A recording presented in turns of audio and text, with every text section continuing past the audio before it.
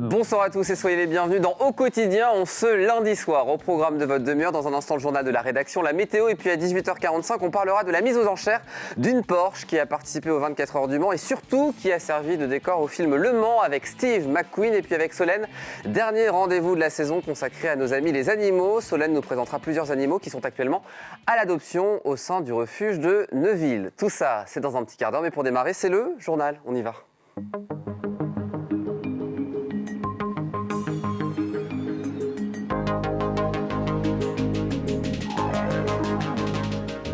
Et le JT est présenté ce soir par Hélène Galliana. Bonsoir, chère Hélène. Bonsoir Aurélien, bonsoir à tous. Au sommaire, on parlera évidemment du second tour des élections départementales et régionales. C'était hier. Et c'est une large victoire pour Christelle Morancet, reconduite à la tête de la région pour un nouveau mandat.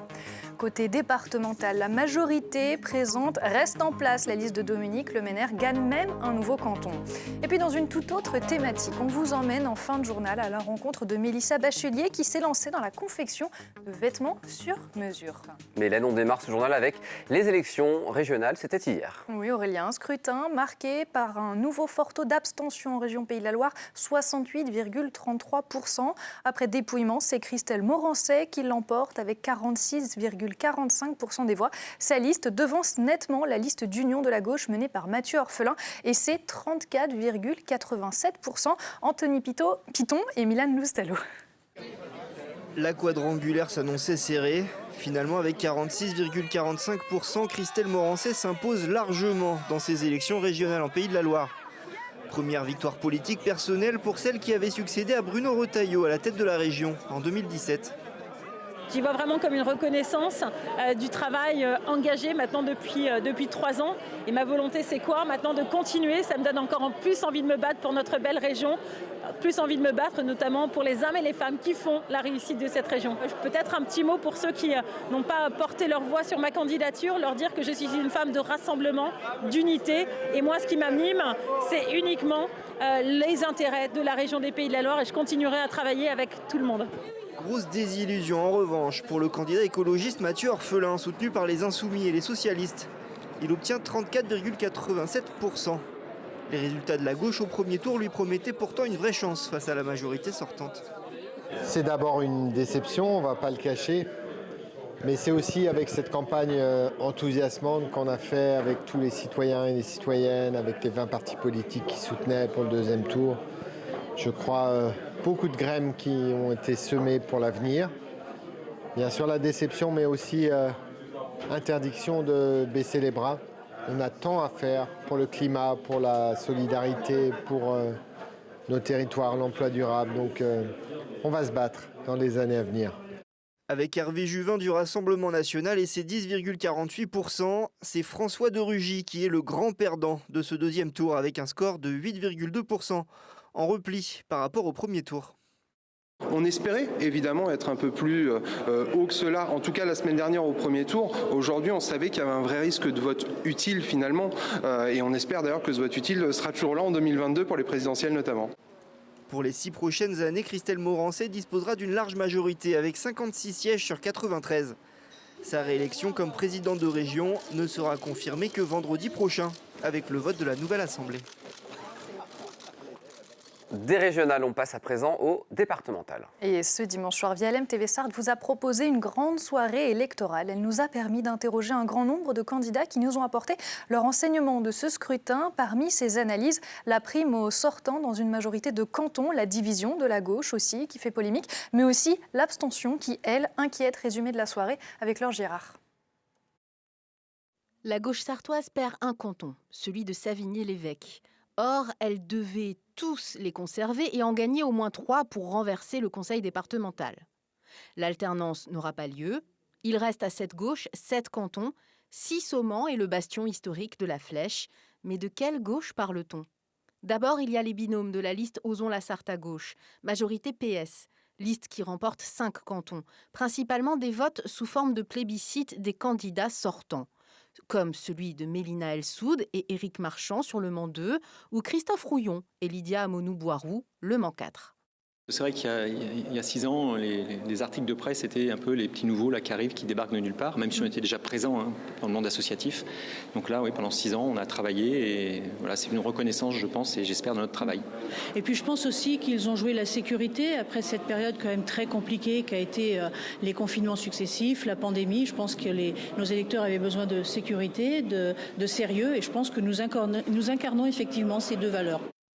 Mais la liste unie vient jouer les troubles faits et rafle 2 cantons majeurs, Le Mans 1 et Le Mans 7. Une victoire source de progrès écologiste pour les uns, une désunion qui explique la défaite pour les autres. Cette unité, aujourd'hui, a été présente sur 16 cantons et il y en a 2 qui sont vraiment gagnants et qui permettent en effet de proposer une alternative au sein du département, une alternative écologiste de gauche. Je pense qu'à l'inverse, il y a eu les difficultés entre les accords de région qui étaient différents au département, le fait aussi qu'on a la députée de la 2e circonscription qui à la fois appelle à voter un binôme qui est la France Insoumise, qui est a priori pas forcément les valeurs de départ de... Bon voilà, tout ça c'était compliqué, je pense que ça n'a pas non plus aidé à mobiliser les troupes. On a bien compris qu'à un moment, il fallait aller vers une forme d'union. Et ce que nous avions proposé à nos partenaires, c'était de se dire on s'unit, on y va ensemble, on travaille ensemble. Mais pour que ça fonctionne, il ne faut pas qu'on se tape dessus sur 2 cantons, Le Mans 1 et Le Mans 5. Et c'est pour ça qu'on proposait le désistement républicain. Et puis finalement, regardez le résultat. Le résultat du second tour confirme le premier tour. Nelly Euzet et Samuel Guy sont élus sur Le Mans 1, Blandine Afagar et Yves Calip sont élus sur Le Mans 5. Donc cette bataille à gauche, elle n'a servi à rien, si ce n'est à nous diviser, à nous empêcher de travailler ensemble sur un certain nombre de cantons et à faire de meilleurs résultats. Mathias Tavel et Wafa Le Botterf sur Le Mans 5 rejettent en bloc l'idée d'une division source de défaite générale. Pour eux, le pacte républicain n'avait pas lieu d'être. Non, il n'y a jamais eu de pacte. Et d'ailleurs, moi, je regrette que le Parti socialiste ait fait tout l'entre-deux tours dans la polémique avec les candidats de UNI. Ça nous a desservi tous. Et ça nous a sans doute desservi pour l'élection régionale. Ça a sans doute desservi les candidats PS et les candidats UNI qui étaient face à la droite au 2e tour. Le PS porte une lourde responsabilité ce soir dans la défaite régionale et dans les défaites dans le département. Il n'y avait pas de pacte et il n'y avait pas lieu de se désister puisque nous avions éliminé dans ces 2 cantons la droite et l'extrême droite au premier tour. Il était donc normal que les électeurs puissent choisir, et c'est ce qu'ils ont fait. De son côté, la droite sortante, menée par le président réélu Dominique Le Ménère, sort renforcée. Sur le canton de Saint-Calais, il obtient même plus de 80% des suffrages. Au-delà, je crois que c'est la reconnaissance du travail qui a été accompli, puis plus largement pour la majorité départementale, puisque sur l'ensemble des cantons où nous présentions nos candidats sortants, ils ont été réélus et que nous avons même, comme je le souhaitais, récupéré un canton qui est le canton de Sévigné, sur lequel nous avions également 2 bons candidats. Mais les 14 cantons gagnés par la majorité départementale sont à lire avec le prisme de l'abstention. Les électeurs ont voté pour des candidats connus, déjà présents sur leur territoire. L'enjeu pour les scrutins à venir sera de rappeler l'utilité des élus et leur action, notamment à l'échelle locale. Intéresser les gens à aller voter, moi je suis désolée, mais il faut remettre de l'instruction civique. On commence à parler de collectivité en études supérieures.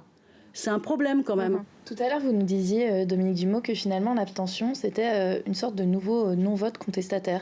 Il y a un moment donné, on est allé voter FN, RN, et maintenant on n'y va juste plus. Oui, peut-être. C'est ce qu'on entend en tout cas. On voit que certaines personnes prennent plaisir à voir ce taux d'abstention et se retrouvent dans ce chiffre. Et donc, est-ce que c'est quelque chose qui va durer, qui va s'ancrer dans le paysage et qui va être demain l'outil de contestation ? Pourquoi pas ? Je ne sais pas. Mais franchement, c'est un discours qu'on n'entendait pas auparavant et qu'on a entendu entre les 2 tours, ça c'est certain. Le RN, justement, est l'un des grands perdants de ce scrutin qui n'a pas mobilisé ses électeurs, contrairement au vote de 2015. Idem pour le parti de la majorité présidentielle. On parle à présent de la Chambre d'agriculture qui change de président, Hélène. Olivier Lebert vient d'être élu ce lundi. Il succède à Michel Dauton en fonction depuis 2019. Le nouveau président de la Chambre d'agriculture de la Sarthe gère une ferme familiale à Vilaine sous Lucé et est élu depuis 2013 au sein de la Chambre. À noter que c'est un agriculteur bio et ils sont peu nombreux dans l'Hexagone à occuper cette fonction. Aujourd'hui, en France, 8 présidents de Chambre d'agriculture sont dans des filières biologiques. Une garde-robe unique et adaptée à sa morphologie, eh bien c'est possible. Après 15 années dans le marketing digital, Mélissa Bachelier s'est lancée dans la confection de vêtements sur mesure. Elle a créé l'atelier Poppy's Goat and Rabbit basé à Voivre-lès-le-Mans. Bercée dès le plus jeune âge par le son de la machine à coudre de sa mère, elle-même couturière, l'entrepreneuse met aujourd'hui sa passion au service des autres. Reportage de Margot Bianco. Dans son salon qu'elle transforme en atelier, Mélissa s'attelle à la confection de vêtements sur mesure pour ses clientes. Moi-même, j'en ai fait l'expérience d'aller dans les magasins et de tourner pour au final ne rien trouver. Ou alors, c'est des coupes qui ne correspondent pas au corps, ou alors c'est trop étroit, c'est trop court, ça passe pas. Enfin bref, on est toutes, je pense, passées un jour par ce stade. Et je me suis dit, pourquoi ça serait à nous de nous adapter aux vêtements et pas l'inverse ? Issue d'une formation en art appliqué, la créatrice s'appuie sur ses connaissances, notamment celles des formes et du cercle chromatique des couleurs pour conseiller ses clientes. Une robe pour une dame qui fait une taille assez grande et qui est très grande aussi et qui ne trouve malheureusement que dans les catalogues par correspondance et qui ne trouve pas la longueur qu'elle voudrait parce que elle fait 1m75 et elle trouve toujours des hauteurs qui arrivent à peine au-dessus de la cheville. Sur son site en ligne, il suffit de passer commande de son prototype avant d'être aiguillé par la couturière.